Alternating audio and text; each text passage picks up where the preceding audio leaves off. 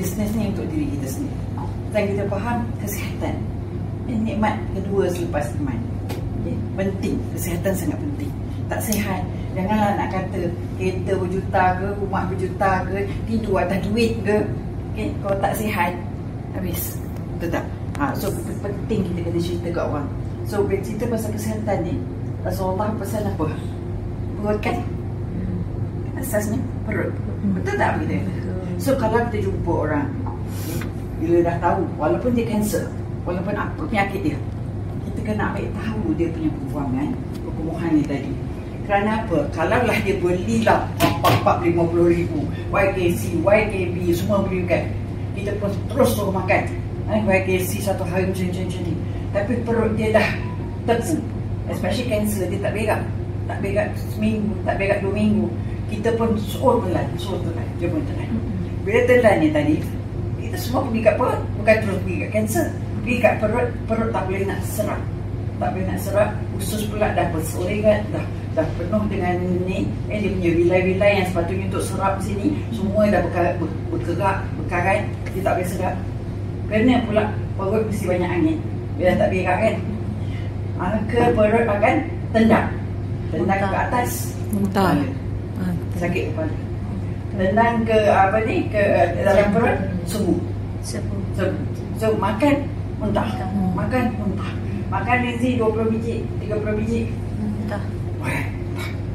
Sebab apa? Sebab kita tak address kali yang pertama ni tadi. Cuba buka Lindsay. Kalau dulu dia kami buat YK tu, satu kotak terus ataupun 7 biji sekurang-kurangnya YK tu dengan satu kotak Lactobelly.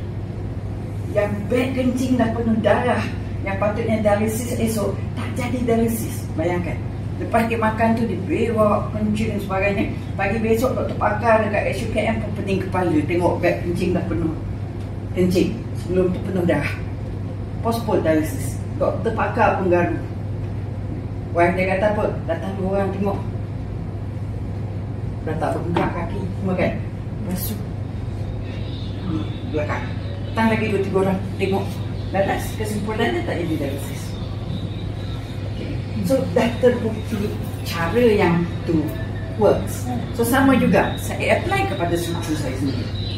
Tak berak, saya buka Lactobelly satu kotak, saya bagi YK tu 4 biji lah, masa tu YK tu. Equivalent kalau sekarang bisa buat 20 YK Lindsay.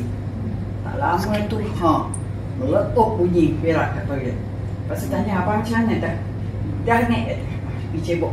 Nak berak lagi tu kata. Hitam semua keluar.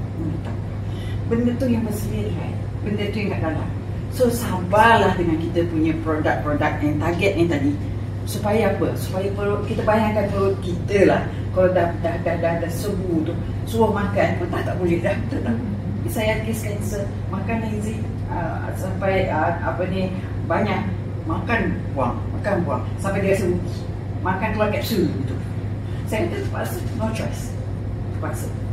Jadi jangan sampai shutdown. So bila kena kanser atau apa penyakit pun, ingat, jangan hanya nak settle dia punya tumor otak ke, ataupun masalah kaki rusuk ke. Bukan itu saja. Yang paling penting apa yang kita belajar, immune system is key. Nothing beats immune system. Kita punya daya pertahanan, askar. Negara pun askar yang penting kan. Semua penyakit kira apa? Either immune system terlampau lemah, askar terlampau lemah, ataupun askar terlampau aktif. Bisnes ni untuk diri kita sendiri. Dan kita faham kesihatan nikmat kedua